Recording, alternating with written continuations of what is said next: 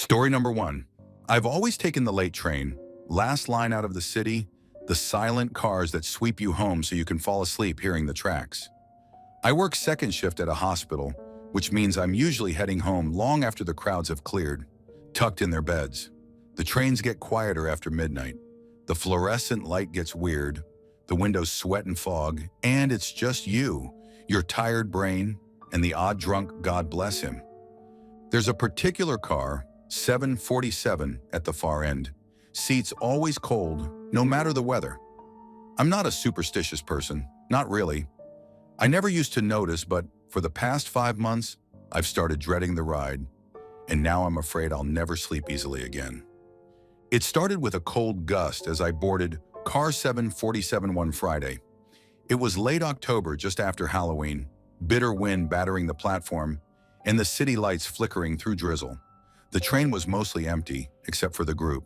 5 people spaced at even intervals, all dressed in old-fashioned thick coats, high collars, gloves so threadbare you could see bluish veins beneath. They were pale, really pale, with skin that looked stretched too tight, eyes a little too large, staring unblinking straight ahead.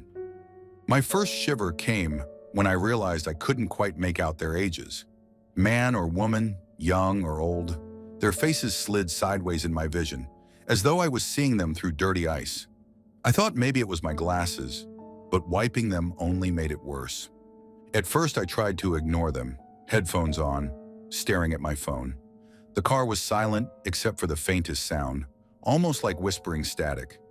Every so often, in the glass where my reflection should be, I saw one of their faces. Sometimes, if I looked quickly, their mouths were moving, but I never heard a word. The weirdest thing was the way the air changed. The second the train started moving, the temperature dropped. You could see your own breath swirling with each exhale, and I caught a faint, acrid scent, burned plastic and old chemicals. No one else seemed to see the group at all. I sat near an old woman reading a paperback. She didn't look up, not once. It got stranger after that. Every time I rode car 747 late, every goddamn time the pale commuters appeared, always in the same seats, always getting off at a stop I didn't recognize. Things get worse when the platform where they get off is never announced. The train slows in total darkness. The digital sign just flickers, letters sometimes spelling out nothing, sometimes forming blurred words like burn or gone. Once I forced myself to look out. There was nothing, no platform, just a mossy pit, and across the track, a half-burned sign, its letters ruined by soot. The group always moved as one thing. When one turned a page, all turned a page. Their feet never made a sound on the rubber mats. Then that night 2 weeks ago, the group rose, moving as if pulled by a string. The doors slid open, and a thick chemical smell rolled in. The air felt heavy, and my ears rang. Not badly, just a pressure, like a silent scream. As they passed me, I swear time seemed to slow, cold burning into my cheeks, their hands brushing my coat without ever raising their arms. That was the night. One of them turned, face flickering in the halogen, eyes like wet stone. Her voice came in short, choked breaths. And then I felt as if someone whispered in my ear, wanting to know if I wanted to go home. Strange, but even creepier. The whisper sounded like my mother's voice, strangled, decades too late. The memory of it still makes my skin crawl. And then she grinned, lips splitting so wide it looked painted on. I must have blinked because the next moment the doors were closing and the group was gone. I ran for the doors, panic blurring my vision, but they wouldn't budge. The train sat there, a chemical stink seeping in. The commuters drifted onto the phantom platform and vanished into the mist. When the train started again, I was alone. No trace, no footprints in the condensation, nothing. It was so cold I could see my breath, though sweat trickled down my ribs. I almost convinced myself it was sleep deprivation, some micro nap trick of the mind, but after that, things followed me. Every night I found black smudges on my hands and wrists, like soot, though I scrubbed my apartment top to bottom. Patches of my skin felt numb, burned cold. Worst of all were the dreams. Or maybe not dreams, because sometimes I'd wake to find old train tickets scattered on my floor, stamped with dates from the 1970s. I see those faces in crowds just standing, watching. I've been asking around, quietly. When I finally went to a station guard about car 747, he looked at me with this haunted, guilty expression and told me that the car hadn't been in use since the fire. He wouldn't say anything else. Nobody would. There's no news archives about a fire, no public record. He just told me never to ride the N car again, never to look in the windows when it's raining. I wish I knew whether he was joking. I'm still hoping it's all a trick of exhaustion, some story buried in my subconscious. It has to be. All I know is I don't ride car 747 anymore, and I still see pale faces watching from empty windows as I wait for my train. Sometimes I catch the smell of burning plastic. Sometimes, just for a second, I see my breath swirl indoors when no one else is cold. The soot on my sleeve won't wash out. If you ever find yourself alone in the last car with a group that never blinks, do not follow when the doors open, and do not meet their eyes in the glass, no matter what you see. Story number 2. I used to drive for an overnight courier company. For a year, I did the 72-mile drop from Hannibal to a strip mall on the state border.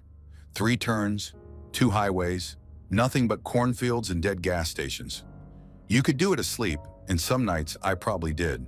Then last Tuesday, I found the diner. Or more accurately, it found me. It was 2:27 a.m., endless black except for my headlights in the stuttering line of my phone screen. I'd gotten lost chasing a detour in the fog. The radio was nothing but static. That's when I saw the sign. A huge, sickly yellow neon "Eat Here" leering out of the night so bright it hurt my eyes.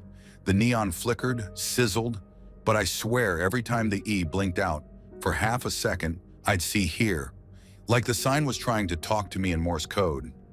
The weirdest part? I'd made this run 100 times. There's never been a diner here, just dead corn and timber. Maybe I was overtired. Maybe my eyes were shot from the high beams. But my stomach was yawning, and I figured greasy fries were better than falling asleep at the wheel. As I turned off, my tires crunched. Not gravel, something sharper.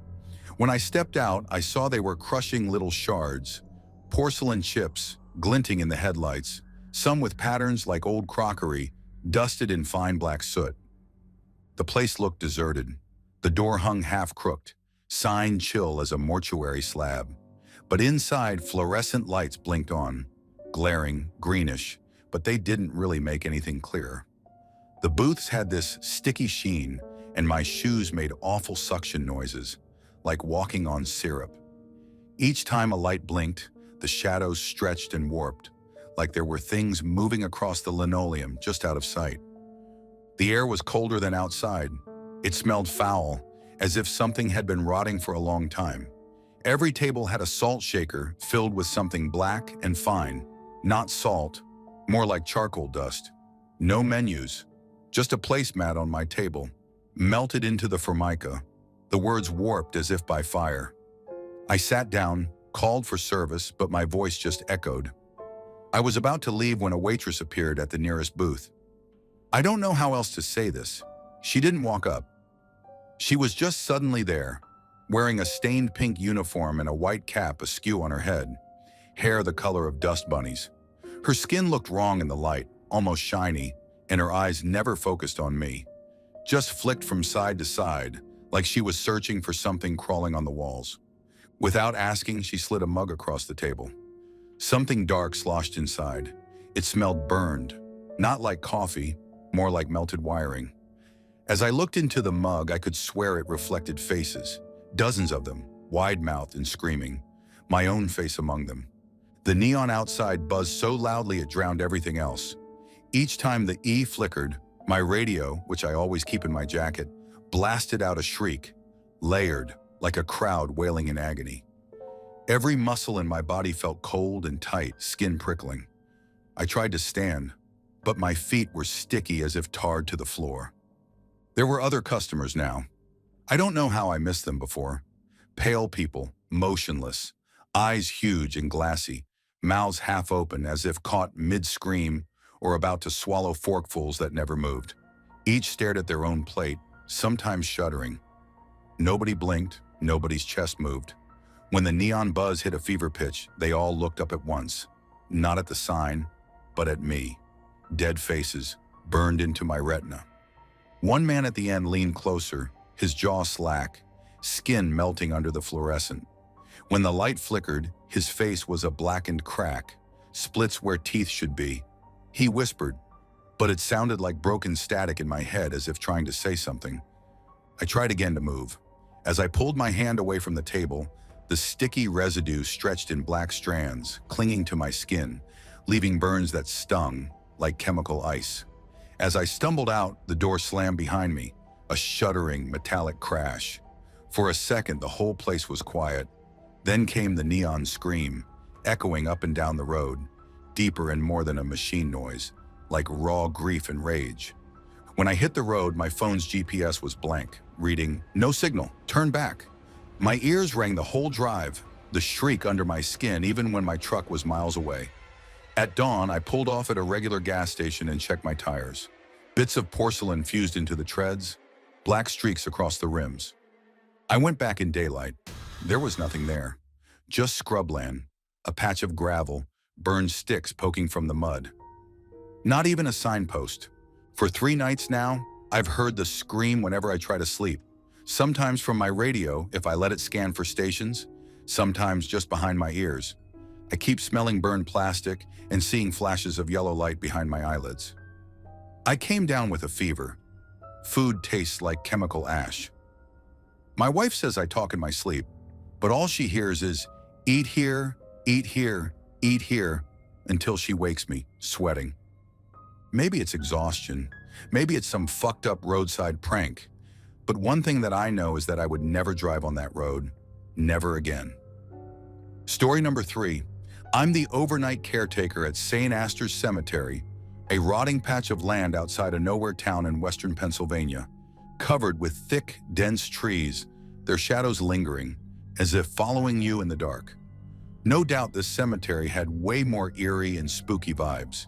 It was as if something was wrong. I had started working there last spring.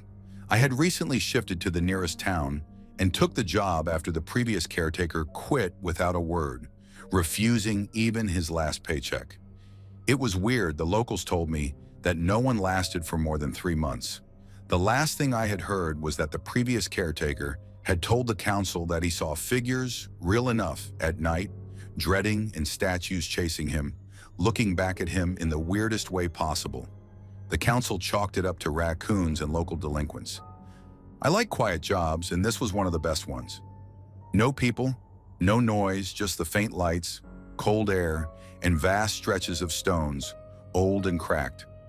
In the first couple of weeks, everything seemed to be normal. Nothing out of place. All I noticed was how old everything felt. Rusty iron bars, marble angels with cracked faces, mausoleum doors that growled in the wind. I've seen more bugs and bat droppings than ghosts. Or so I thought. But even after this, something felt strange. It was as if someone was watching me, waiting for the right time to latch on to me. And then, one day I heard a faint whisper.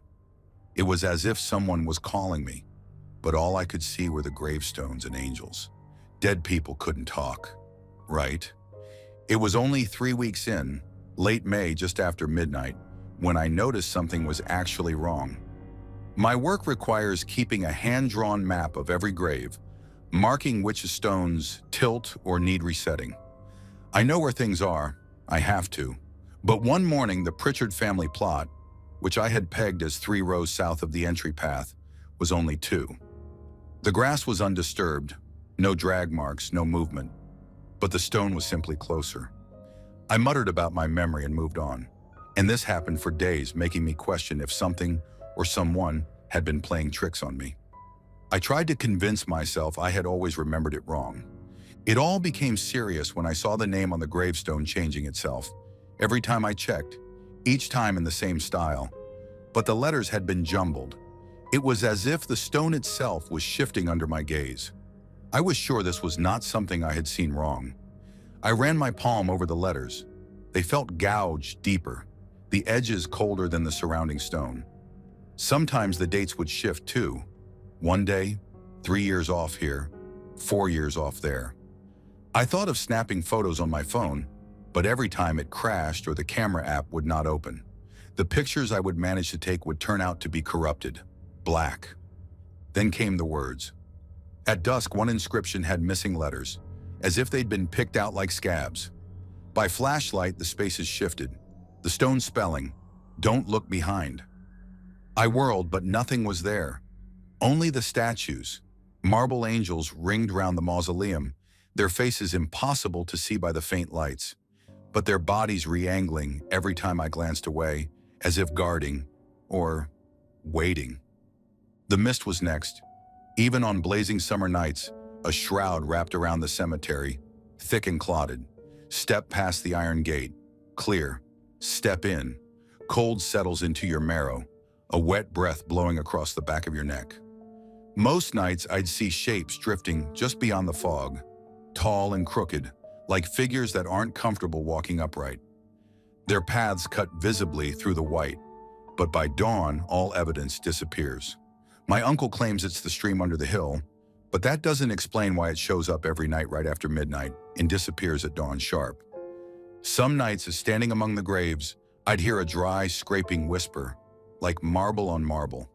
The sound comes from everywhere at once. When I turn, sometimes I catch a flicker of movement from my peripheral vision, a quick tilt of a cherub's head, a hand raised where before it was folded. I tell myself that I had imagined it, until the next time, when a statue's gaze falls directly on me, eyes wide open, mouth cracked impossibly wide as if trying to scream. And then, the tombstones began to communicate. Some nights, the fresh dew would beat along the carved letters, not randomly, but spelling out words like, giving me a warning to leave. The worst were the gravestones with age-blackened epitaphs. Sometimes the engravings would realign, letter by letter, crawling worm-like, one night spelling my own name, then erasing itself when I blinked. On others, new dates appeared, deaths so far in the future they twisted my gut.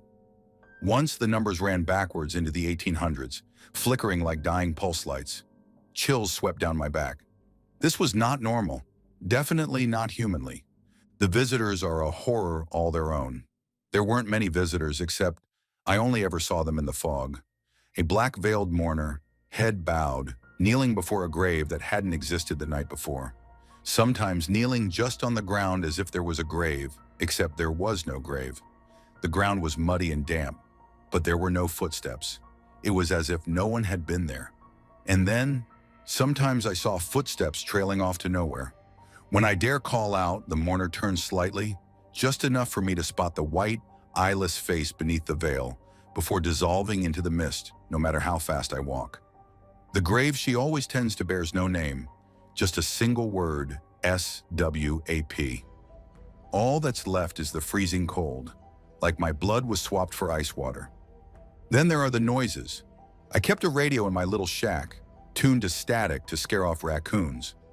But sometimes at night, the static turns to voices just for a moment. Whispers, singing, sometimes children laughing in the dark corners.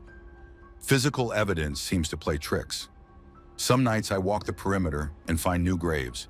And then I saw one grave under an old willow, seeping a thick reddish fluid for 2 mornings in a row. Just iron in the water. That's what the council had said. But it looked like blood to me, soaking into the stone so deep I can still see the stain.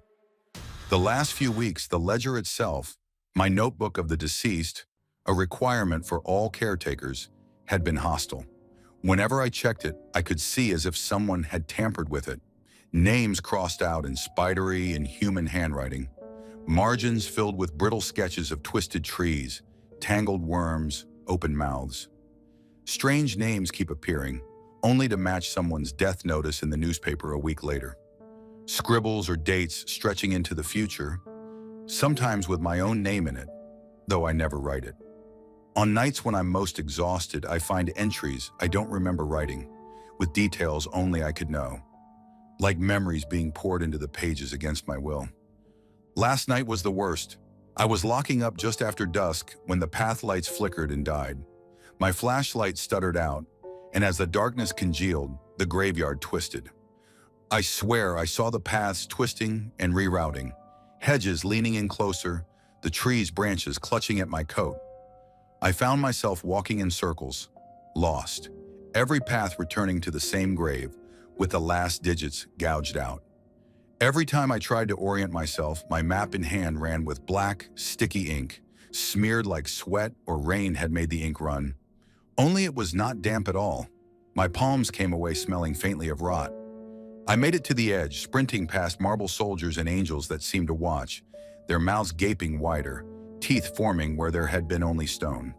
Behind me, I heard digging, each shove in the land growing louder, each shovel scrape impossibly close, as if roots or hands clawed up from below. A single headstone had cleaved itself from the ground and sat in front of the gate, wet with fresh soil, my initials gouged into the granite. My breath froze in my lungs. When I turned back, there was no one. Just the gravestone, my initials, and the gut-wrenching chill running down my spine. As I slammed through the iron gate, I glimpsed my own wedding band, caked in mud, half buried atop the moving grave. The one that had traveled each night always closer to wherever I tried to flee. I checked my watch and it was stuck at 12:03 a.m., set to 1902. And then I remembered the last time, as far as I could find, someone survived more than 3 months as St. Astor's caretaker. Even after I had gotten out of the cemetery, I felt as if someone whispered in my ear telling me to stay.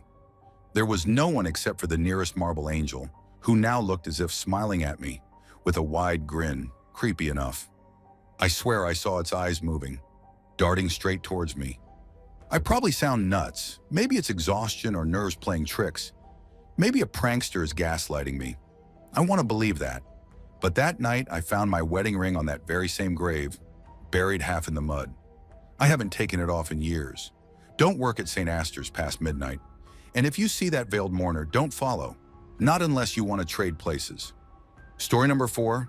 I've been trying to convince myself this was just a sleep-deprived hallucination or a stress episode. But what happened at the Port Blackwood bus terminal last week still makes my hands shake as I type. I travel for work, mostly by bus. Breakdowns, midnight layovers, and the reek of stale coffee are nothing new. As usual, last Thursday, I was headed home from a job site. That's when my bus got rerouted at 2 a.m. due to road conditions. The driver dropped maybe 6 of us at a terminal I've never heard of. It was the middle of the night, thick fog rolling in, and streetlights vanished in this white mess. There was no signal on my phone, just Port Blackwood Terminal flickering on a busted neon sign. The place looked empty, but the automatic doors swished open like it was waiting for me. Right away, the time was off. Every wall clock showed something different. 3:02, 7:41, 00:13 in bright red. The last time I had checked, my phone was fully charged, but just as I took it out, my phone died out of nowhere. When I plugged in at one of those wall outlets, the screen flashed June 13th, 2042, then went completely black. I know for certain it was December. My hands shook as I tried to reboot it. It started getting weird with the announcements. Soft, distorted, drifting over the static. The PA system was whispery and wrong, announcing the departure of a bus from platform 12 along with my name. But the announcement wasn't any ordinary one. Instead, it sounded exactly like my father's voice. I laughed it off at first. A trick of memory, a tired brain. But as I sat, I realized platform 12 didn't exist. There were only 5 platforms, looping endlessly to the left and right. And my father, it had been more than a few years since he had died. I walked to the end, the overhead lights and faded benches repeating, never leading anywhere new. The exact same flickering ad for a bank that hasn't existed since 1978, hanging above every set of doors. There was this pile of old paper tickets in the lost and found tray, and one had my name printed, dated the exact same date, with a weird destination that I was sure didn't exist. The people waiting with me weren't people, I think. Hard to explain. Their faces were all wrong, blurred like a camera glitch, or eyes slid too wide apart. They felt wrong. They barely moved as they sat in silence, features fuzzy around the eyes and mouth, changing if I tried to memorize them. Out of the corner of my eye, they always seemed to be watching. I counted at least 4 of them, then 7, then 4 again. One guy, maybe 30, kept looking up at the screen with no expression. Then for one moment, I swear his face was so close to mine, I could see the veins popping out of his face. Just when I blinked, they all reset, like actors waiting for the next cue, back in their original seats and poses. The only employee I saw was a woman behind a counter. She never stopped talking about tickets, repeating in a continuous loop, her lips, her eyes, the exact same blink every single time. I tried to ask about a connecting bus, and she simply froze mid-blink, eyes locked open, and her mouth pulled painfully wide, no sound coming out. Then just as I scrambled backwards, she blinked, for real I think, and then repeated the same as if nothing had happened. I heard all the other passengers behind me stop breathing. It was the fog, though, that finally made me feel hunted. It crept through the doors in thick, sickly waves, carrying a rotten smell of dead flowers. No one reacted. It grew inside the terminal, swallowing the area. When it got dense enough, I heard whispers, sometimes unintelligible, sometimes my own voice, sometimes a child quietly sobbing in the distance. Twice I tried to leave. Walked past 3 doors, but everyone either opened into knee-deep fog or just gray nothing. Once I opened a door, and behind it was nothing. Not night, not fog, not even blackness. Just gone. And then, a sudden sobbing turning to piercing, animalistic screaming. So loud I nearly passed out. It echoed, bouncing off the platform, but the people didn't even blink. The ticket inspector scribbled endless numbers, never looking up. The woman at the counter stopped blinking. Posters on the wall showed bus routes that didn't exist. I started hearing my own voice, muffled and terrified, arguing from somewhere behind the peeling posters. I tore one down and found a missing person flyer, except the face gradually shifted into mine. The flyer was dated 1925, which fused my brain cells. The bathroom mirrors showed something even worse. Not my face, but my corpse. First a little sallow, then rotting. On my third look, there were shadowy figures behind me, pressed against the glass, mouths open in silent, perfect circles. Somewhere in the terminal, an intercom began to announce, "Final boarding for my name at platform 12, again." My wallet was gone. I found it later in the lost luggage room, clutched by a mannequin which looked hideous. It was cold as ice, wet with something sticky. And for a second I felt a grab at my hand, too vivid and real to hallucinate. The eyes were bloodshot, looking exactly like mine. A bus finally pulled in, doors hissing open. No driver, no lights, just pitch black inside. It was empty except for ticket stubs and coins scattered along the aisle. The stop on the bus read, "Return." I saw the static, blurred people boarding the bus only to disappear into darkness. As it rolled off, I saw their faces pressed to the window, screaming, but silent. Just before I lost hope, the fog shifted, revealing a bus parking lot full of shadows. Towering things bent and twisted in the mist, moving among what looked like hundreds of shallow, open graves. I don't remember leaving. I woke up in my own bed, mud on my shoes. There was a bus ticket stub too. No date, no destination, just a red smear I pray was old ketchup. And now sometimes I swear I still hear my father's voice on the late-night radio, begging me not to fall asleep. Whatever that place was, it tried to keep me. If you find yourself at Port Blackwood, do not wait for a bus. Do not get on, no matter what. And whatever you do, don't listen for your name. Story number 5. Okay, so before anyone gets on my case, I know what urban exploration sounds like. I didn't break in, not really. My childhood church in upstate New York has been abandoned for years. I guess nostalgia or boredom, maybe both, made me go back with my camera last month. I didn't expect anything except dust and raccoons, honest to God. But something happened in there that's eating at me. I keep telling myself I imagined it, that stress and weird lighting can mess with your head. But after what I saw and felt, I can't shake the feeling there's something horribly wrong up in that bell tower. I grew up going to St. Cecilia's, and even as a kid, the bell tower creeped me out. Our priest said it was off limits because the stairs were unsafe. But sometimes late in the evening, I would hear a single dull ring. The bell was supposedly removed in the 1950s. Parish kids joked about a watcher up there, but that's just what kids do, right? So last month I parked my car at dusk, hopped the old chain link, and circled around back where the door was still warped from the last storm. Inside, the remains looked like bone piles under their tarps. It was creepy, along with a foul smell. My flashlight caught those weird details you only notice when a place is abandoned. Wax strips in impossible corners, bird feathers stuck to the stained glass, a withered rose on the altar. The air smelled like rotten incense mixed with dead flowers or creatures. I didn't plan to go upstairs, but curiosity or maybe stupidity got to me. The staircase to the bell tower was roped off by brittle yellow tape. I ducked under and started climbing. About halfway up, I noticed the air was cold. It was eerily cold, seeping right into my body, sending down shivers. The place felt off, and it felt as if someone touched my back, faintly, but the effect lingered on for a while. My fingers went numb as I held the splintered banister. The first thing that happened was unexpected and strange. I felt that maybe I was not the only one there, but I had checked it before entering and knew that no one came here. Was it possible that someone had been following me? My footsteps echoed, but for every step I took, there was a half step, an echo maybe a second behind, as if someone was following me at a careful distance. I stopped. The echo took one more step, then went quiet. I told myself it was just acoustics. Old wood settles, right? Near the top, the landing was blocked by an ancient chain door. There was no bell rope, supposedly long gone. But as my light played across the wall, I saw something skinny and frayed, hanging from a rusted hook. It looked as if someone, as in some human, had been hanging. I don't know if it was my overthinking brain or something else, but it churned my stomach. Fear rolled inside. I reached out slowly, not thinking, and nearly jerked my hand away. It looked like rope, but felt oily.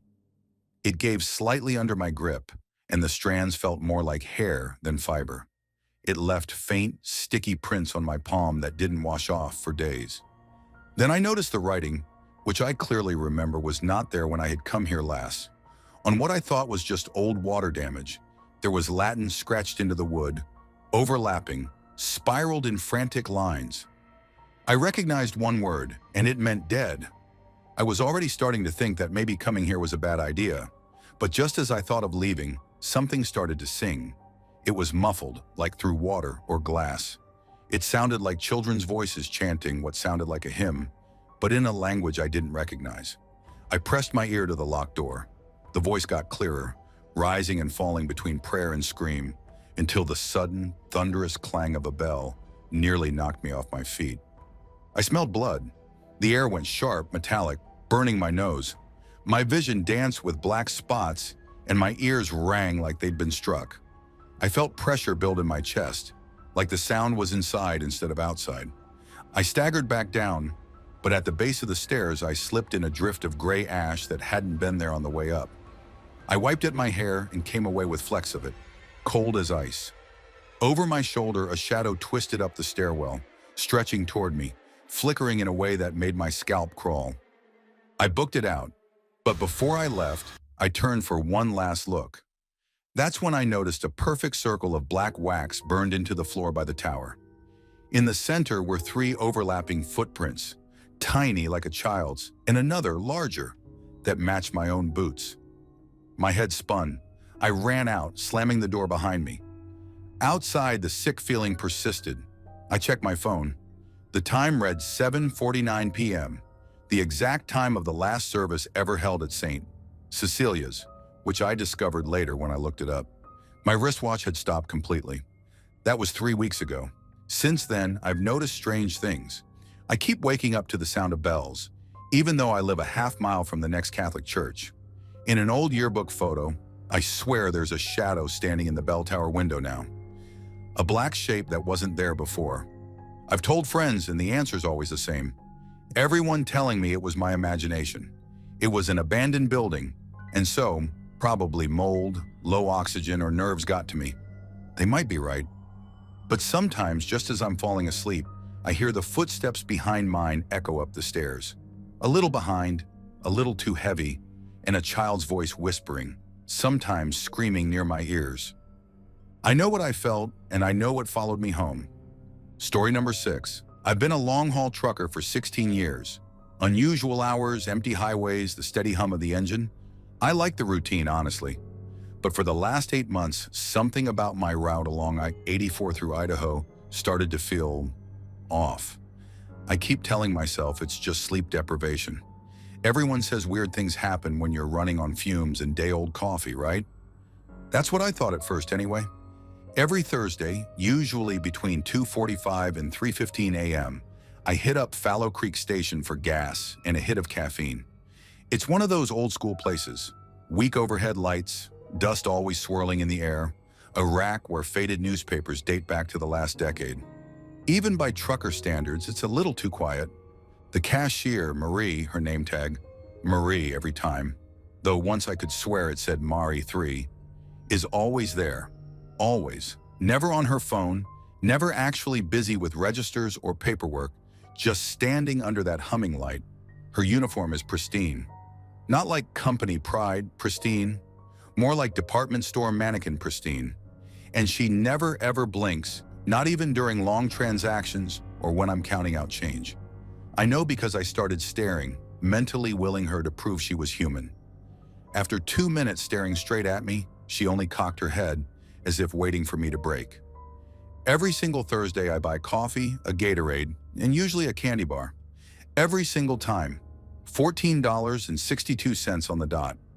I tried testing it, swapping items, grabbing a beef jerky instead.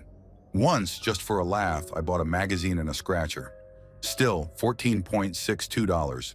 The radio in the corner's always tuned to a local AM emergency station, one I can't get in my cab, only inside the store. It's just static half the time, except for repeating weather alerts or warnings for things that don't make sense. Do not respond to voices on the highway. Once I heard my mother's voice, she's been dead for years, calmly reading off a list of directions to a town that doesn't exist. I caught myself laughing off these details. Sleep debt, right? Nightmares in daylight. Once I pulled my phone to snap a photo, swearing to show my wife this weird fluorescent purgatory. The photo came out almost completely black, except for a warped, shining smudge where the register should be. I deleted it, thinking my finger was over the lens. Other customers are rare, but sometimes another rig pulls in. A battered blue Peterbilt, always idling, always lurking. I've never seen its driver. Once as I left, I thought I saw a figure in the cab's mirror, body impossibly contorted, limbs far too long, like a shadow puppet. When I blinked, it was gone. The bathroom is a 10-foot corridor of flickering lights. I'd avoid it, but truckers know bladder trumps fear. The mirror above the rusted sink is always smeared with fog, regardless of the season. Some nights I notice a fingerprint spelling out "run" or "see her," or once, what looked like my own name written backwards. When I went back to check, the condensation was gone. Perfect glass reflecting me and only me. Except that, for a second, my reflection lagged a heartbeat behind, as if I moved too quickly and my image struggled to catch up. Around the 6th or 7th visit, I started having déjà vu. This isn't unusual for anyone running night shifts, but I mean layers of déjà vu, knowing exactly what Marie would say before she said it. The cash register drawer sliding open a second before her hand reached for it. At one point, I realized I was counting change I hadn't pulled out of my pocket yet, as if I'd already paid her in a previous loop. Last month, I left behind a copy of my logbook by accident. Marie called out my route, even though I'd never told anyone. Word for word, including the detour I'd taken around a washed-out bridge no one but locals knew about. Her chirpy, sing-song voice turned flat, almost robotic. I laughed, dismissing her vague concerns. She blinked for the first time. Or I think she did. The lights in the ceiling flickered, and the radio static drowned out her voice. I can't shake the feeling that the place observes me, not the other way around. The receipt once had pale, second-line print under the total, like it read something I couldn't exactly decipher, but it looked like a warning. Sometimes my truck's clock and my phone show different times when I leave. Both wrong, and my GPS tracks me in loops around the same mile stretch, even though I've headed straight back to the highway. The scariest night was last Thursday. There was a new missing poster taped by the door. It featured my face, or close, but the eyes were just blacked out or left blank, and the name was spelled one letter off. The cashier watched me notice. I asked her if someone had put up new flyers. She shrugged, lips ticked up in a grin that didn't touch her eyes. That's when I noticed my receipt was no longer $14.62, but instead, it just read that I had paid the toll.